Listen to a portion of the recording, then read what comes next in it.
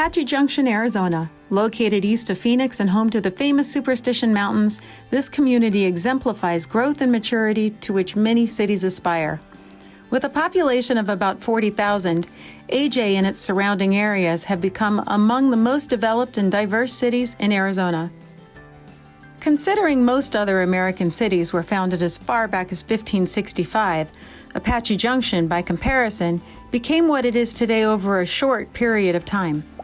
Arizona was last in the mainland to reach statehood, and by then the experience learned from 47 other states helped Arizona's progress in becoming the 48th state in 1912. Today, we celebrate the 100th Founders' Day of Apache Junction, Arizona.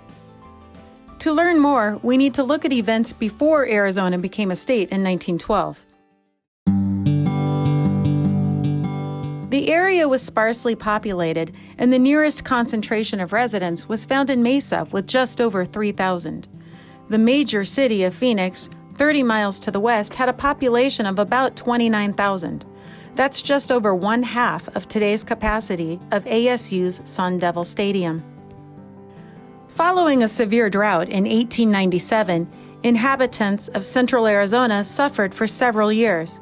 The need for water in this arid desert was critical.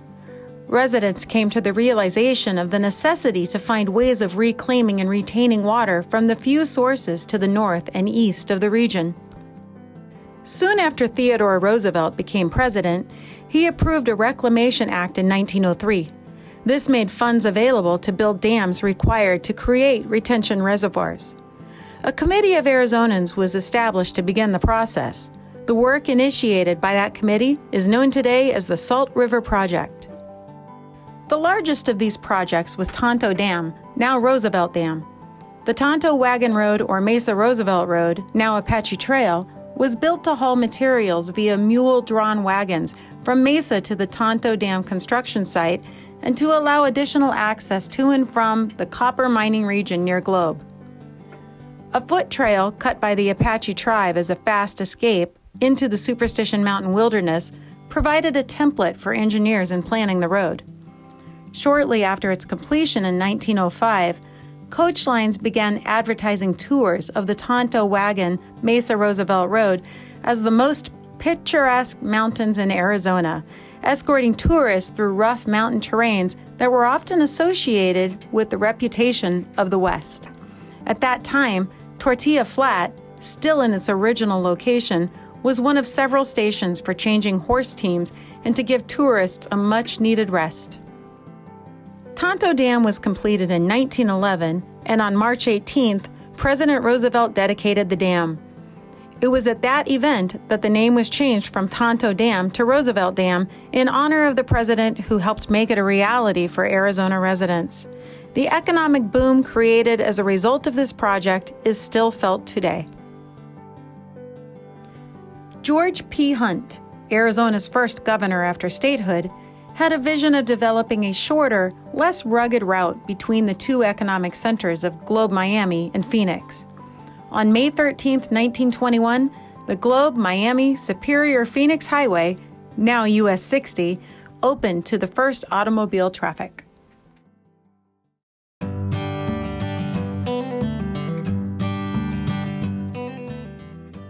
These new developments caught the eye of entrepreneur George Cleveland Curtis, a salesman in Logan, Utah. After learning of the new and exciting developments in Arizona, he left his home with his wife Aurora, their 3 daughters, and $13 in his pocket. With Arizona in his sights, Curtis arrived in the early 1920s. He was a salesman who traveled between Tucson, Globe, and Phoenix at first, but whose ambitions led him to realize the potential in the small area just west of the Superstition Mountain where the two highways met. In 1922, he and his family pitched a tent under a tree at what was then called Youngsburg Junction. It wasn't long before Curtis laid down the foundation for a small building, re-established a well that had been drilled some years prior, and began providing water and sandwiches for travelers passing through. This was located at the Y, where the two roads met and eventually became the geographical center of Apache Junction as we know it today.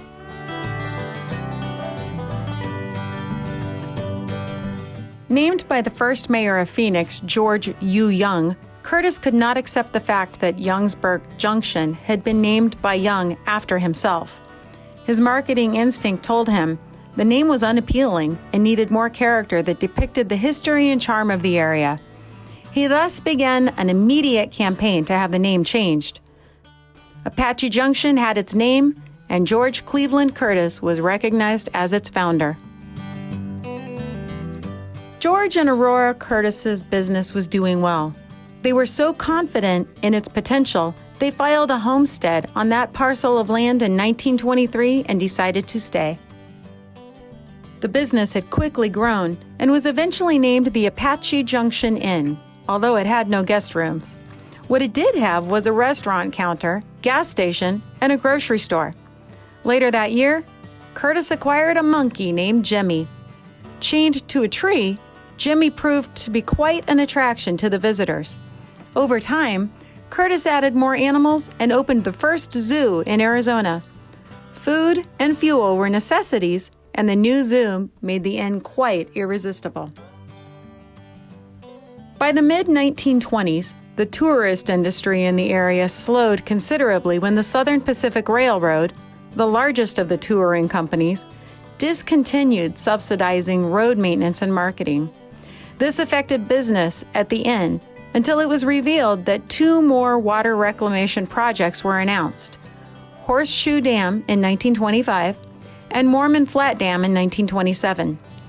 The jobs they created caused an influx of business for the Curtises that allowed the family to endure the harsh economics of the Great Depression. Having made the required improvements, Curtis finally received a patent for his homestead, signed by President Herbert Hoover on November 3, 1931, for property described as the east half of Section 20 in Township 1 north of Range 8, east of the Gila and Salt River Meridian, Arizona, 320 acres. The 1930s brought an onslaught of curiosity in the Apache Junction area. News about increased gold and silver mining activity spread quickly. Fortune seekers, perhaps determined to recoup their losses from the Depression, believed they could find precious ore in one of the many claims in the area. But the most famous of the legendary mines wasn't being mined at all. The Lost Dutchman mine was named for Jacob Waltz, the acclaimed Lost Dutchman. His life history is sketchy with few proven facts. What is known is that he was born in Germany between 1808 and 1810. Some researchers believe he came to the U.S. through the port of New Orleans in 1839, traveled through North Carolina, Georgia, Mississippi, and California before arriving in Arizona. Learning to mine during his travels, some say that after homesteading on the north bank of the Salt River, he spent some time mining in the surrounding mountains. Legend says he had a stash of gold mined during his travels or found a rich deposit in the Superstitions. Waltz died in late 1891, leaving few clues to the existence of a gold mine. However, his 27 years in Arizona Territory is what created his legacy and put the region on the map. By the 1940s, Apache Junction was showing signs of increased community activity. One of the more recognizable and popular clubs in Arizona was the Dons Club. Launched as its own civic organization in 1933, it was a spin-off of the YMCA organization. A reminder of the Dons' dedication to community is the Lost Dutchman Monument. Still standing today, the monument was constructed in 1938 by the Dons with the cooperation of many individuals and groups, and commemorates the story of the Lost Dutchman Mine and Superstition Mountain. While George Curtis was growing his business in Apache Junction, another pioneer by the name of Ned Cross had homesteaded land west of Apache Junction and built a small structure. There, he sold drinks and sandwiches much like Curtis had done 3 years earlier. It was a popular social destination for thousands of locals, even selling fishing bait and renting saddle horses at the rate of 50 cents per hour. The Oasis closed its doors in 1984, 3 years after Cross's passing. Sadly, the building burned down in 1986, but the memories resonate in the minds of many to this day. The early 1940s recorded slower growth in Apache Junction. The country was deep into wars on two fronts, and many of its younger people, mostly men, were stationed across the globe. Women also made tremendous contributions to the war efforts as the country put all of its support behind our military. June 1941 brought a new era to the East Valley. The War Department had approved a site for an Army Air Corps base in Mesa. It was named Mesa Military Airport and subsequently changed to Higley Field in October of that year. Still not settled on the name, the government finally decided in February 1942 that the growing base would ultimately become Williams Field. I met my husband out here who was stationed at Williams Air Force Base, and after we got married, we lived here till December of 1955. And as we were leaving Arizona to go back to New Jersey, we came through Apache Junction, and my comment at that time was, who in the world is going to live way out here in the middle of nowhere? Well, in 1973, we were the ones living out here in the middle of nowhere. Williams Field served as the largest pilot training facility to the Air Corps and Air Force, training approximately 25% of all pilots until its closure in 1993. By 1944, George and Aurora Curtis were ready to retire. They leased the inn to a young local man named Jack Anderson. 1 year later, the Curtis family left Apache Junction after selling the business to Anderson and headed for California. 10 years later, George passed away at the age of 70 in Redondo Beach.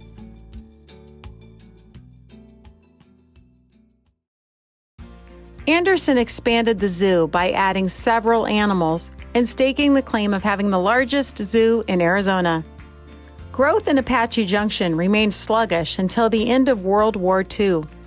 Then, many of the military personnel stationed in Arizona chose to stay, often due to the climate. As an effort to help the new civilians get a head start, the government made a decision that would prove to be an integral part of Apache Junction's future growth.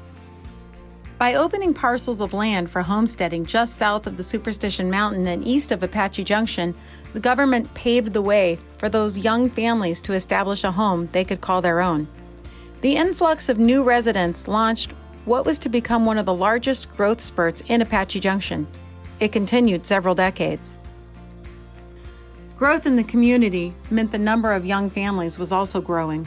Until this time, school children were forced to make a 70-mile round-trip bus ride to Florence each day to attend school. Residents realized the need for a local school. J.O. Combs, a farmer in Queen Creek, filed a petition signed by more than the required number of voters to establish a school system, and in 1952, District number 43 of the state of Arizona was duly established. The site to the south was named J.O. Combs School. The site in Apache Junction was named Superstition Mountain School. In 1955, Pinal County approved the formation of a fire district, and a volunteer fire department was established. By 1958, 3 fire trucks were put into service. By 1978, the department owned 8 pumpers and 2 utility vehicles with 1 substation. As Apache Junction grew, it was starting to take shape as an active and vibrant community. In May of 1957, Apache Junction Developments Incorporated took over the lease from Jack Anderson, which included the business originally started by George Curtis. Construction of the Superstition Ho Hotel and A.J. Bayless Supermarket, both at the famous Y intersection where George Curtis opened his business almost 40 years earlier, brought great joy to the citizens of the township. We went into the East Valley, or actually West Valley to us. We went into the Mesa area in order to buy any of the goods that we needed. We'd take shopping trips and go in. We did find out that A.J. Bayless that was out here carried an awful lot of the stuff that we needed. They were trying to be everything to everybody, and they were doing a really good job of it. A local newspaper, the Apache Sentinel, released its first issue in June 1959. Stories surrounded the mid-page headline that read, "Hello, Apache Junction." But The largest headline, announcing a $2 million project underway, was one of the first to announce a 293-acre attraction being constructed 7 miles east of Apache Junction. There were a lot of stars that have been coming out here for years. They were staying in Scottsdale at the Valley Ho Hotel. And there were some people down here in Apache Junction, which really wasn't officially Apache Junction. It was just a crossroads at that time. And what they were talking about, the fellow who came up with the idea was Billy Creighton, William W. Creighton. And he was the visionary that said, well, they're bringing these people in anyway. Why don't we have a place here that we can bring them here? Hollywood continued eyeing Apache Junction as they did in the 40s. But now they had even more reason to set up cameras when Apacheland Movie Studios opened their gates. The public was admitted to become part of this exciting new experience where young and old had a chance to get an authentic feel of the Old West by riding horse-drawn wagons, enjoying food much like real cowboys, shopping for souvenirs, and getting close-up looks at the backdrops for many popular Western movies and TV shows. Apacheland really was famous for some seriously great movies. Not necessarily because of acting or anything like that, but because of what they were. When Elvis came to town and did Charo, that was a biggie. It was a biggie for everybody who loved Elvis, and it was a biggie for Elvis because he didn't have to sing. It wasn't a popcorn movie. He loved playing cowboy, and he got to do that in spades. After a fire destroyed much of Apacheland in 1969, it was rebuilt and filming resumed. 2004, the town burned down again. What do we have left? We have the barn, and we have the chapel. Residents became more involved in their community, bringing ideas to make their little town a place of pride. Inspiration often came from the mysteries, legends, and beautiful scenery of the area. Of course, Jacob Waltz provided stimulus for the events, such as Lost Dutchman Days. In celebration of Waltz's legacy and the deep history of the community, Colonel C.A. Rogers led the charge for the event in 1964, and the Chamber of Commerce has organized the event ever since.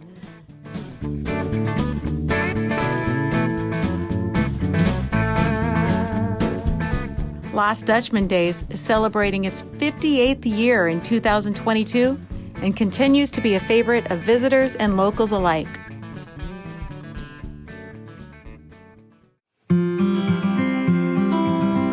Organizations and the many community volunteers have been highly supportive of Apache Junction and its activities, schools, and the service projects they sponsor. Each of them, with their own goals, have one common goal: be there for the community and be part of its success.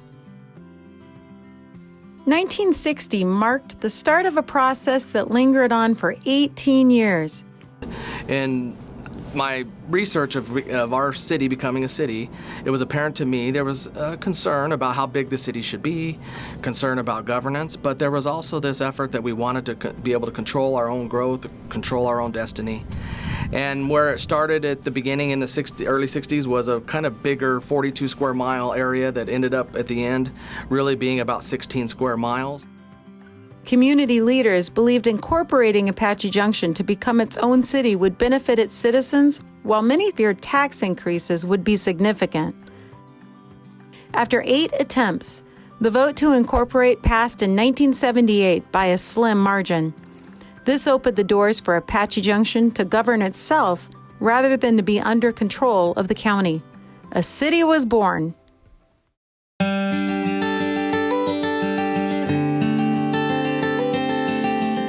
It wasn't until they really included the equestrian and what a lot of people in this area are enjoying, and that's the ability to see horses and having the activities. Aside from the incorporation issue, other things were happening in the 1970s that reflected Apache Junction's progress. Plans for a large planned community of 1,625 acres at Dinosaur Mountain were revealed. The new city continued to be on the rise through the 1990s and into the new millennium. Establishing separate sewer, water, fire, and school districts were essential in contributing to the city's development. I feel that the importance the school district plays within the community is really building relationships and partnerships with those people that work within the city as well as the community members that are here. Partnerships played an important role in developing community services. An example is the Superstition Aquatic Center, a shared facility on school grounds maintained by the city and shared by all. The city government wanted to figure out a way to have a swimming pool, and they worked really hard. I've heard stories even today about a penny drive with the elementary school to help embrace that process. And in the 80s, the residents worked together to get our first swimming pool. Parks, recreation areas, and rodeo grounds are other examples of how the community has embraced the old and new lifestyles and become active in the numerous events sponsored by the city. Because of improved infrastructure and good decisions on the part of city leaders, developers have a renewed interest in vacant land in and around the city. Apache Junction recently annexed about 6,600 acres of what was a state land property immediately to the south of our city limits. We've worked with the state land department. We've worked with a couple of developers on creating a couple of master planned communities. And the first 4 square miles of this newly annexed area is going to be developed. Many new housing developments of all types, single family homes, condominiums, townhomes, certainly commercial opportunities, new parks, all new businesses. All of that is envisioned and is being planned for in this new master plan community area. Apache Junction is one of the few cities in central Arizona who has room for expansion. Bordered by government land to the north and Mesa to the west, the southern and southeastern portions are becoming attractive options for new development. So, what does the future hold for the city? In my view, I want to see Apache Junction grow. I want to see it be a community for all ages, and I think we definitely need to focus on the younger generations. But I want us to maintain that small town feel and also maintain our heritage of being that western town and that western community. If you don't manage the growth is going to happen anyway, and it's going to happen without your input. So I would say be a part of the positive solutions and not just look at what you don't like. We've tried to accommodate as much as we can, but I think at some point it would behoove the city to be able to make that one-stop shopping for those kinds of services, for water, sewer, building permits, those sort of things. So if I could change anything, that would probably be it. Apache Junction is going to grow just like the other cities in the Phoenix metro area are growing, and excited to be part of that for many years to come.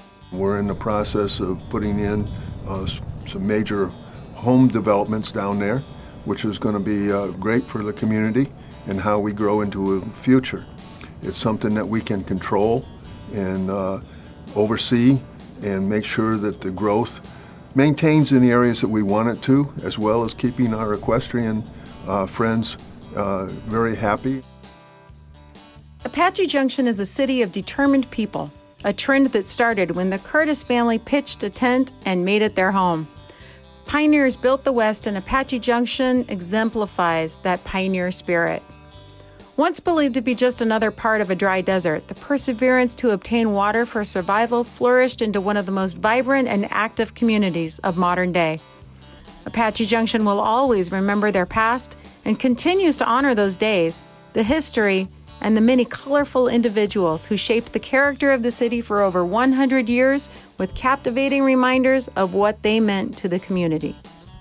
Some claim that Apache Junction is a community made up of people who never let go of the past. They don't realize that beneath that misconception are the gold nuggets that represent what the city has become today. Apache Junction is a place where old meets new. Its people reflect what is most important to a community, that we have one place to live, and we know how to make the best of it. To quote local historian and author Tom Collenborn, we must always remember it is not what someone has, but what is in their heart that counts. Congratulations to the city of Apache Junction on a remarkable century and to its next 100 years.